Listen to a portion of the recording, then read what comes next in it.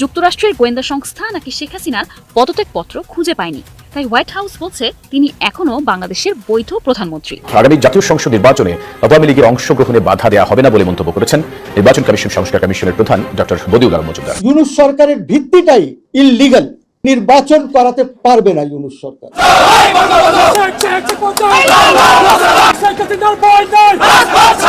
আওয়ামী লীগকে ছাড়া নির্বাচন গ্রহণযোগ্য হবে না বলে মনে করে সেনাপ্রধান জেনারেল ওয়াকারুজ্জামান। সকালে সুষ্ঠু নির্বাচনের পরিবেশ সৃষ্টি সহ সংস্কার কমিশনের কাছে জন আকাঙ্ক্ষা ভিত্তিক সুপারিশমালা প্রণয়নের অনুষ্ঠানে অংশ নিয়ে তিনি এমন কথা বলেন। আওয়ামী লীগকে বাদ দিয়ে নির্বাচন করলে তা গ্রহণযোগ্য হবে না বলে মন্তব্য করেছেন সেনাবাহিনী প্রধান জেনারেল ওয়াকারুজ্জামান। রাজনৈতিক কোর্টে কোনো বাধা নেই, আওয়ামী লীগের দলটি নিবন্ধন বাতিল করে নিষিদ্ধ করার রিট খারিজ করেছেন হাইকোর্ট। এই মুহূর্তে আওয়ামী লীগের উপর থেকে নিষেধাজ্ঞা তুলে নিয়ে দলটিকে রাজনৈতিক মূলধারায় ফেরার সুযোগ দেয় বাংলাদেশ সরকার। ইউনূসকে পদত্যাগ করতে হবে।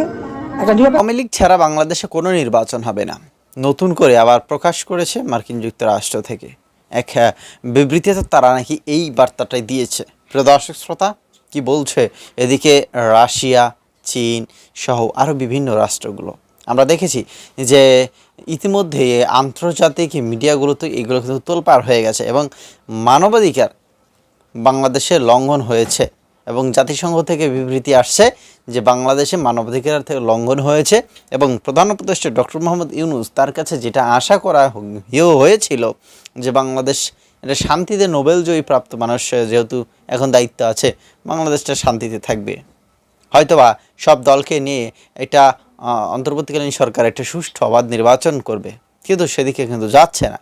তবে খুব বড় একটা চাপে পড়তে যাচ্ছে এই অন্তর্বর্তীকালীন সরকার।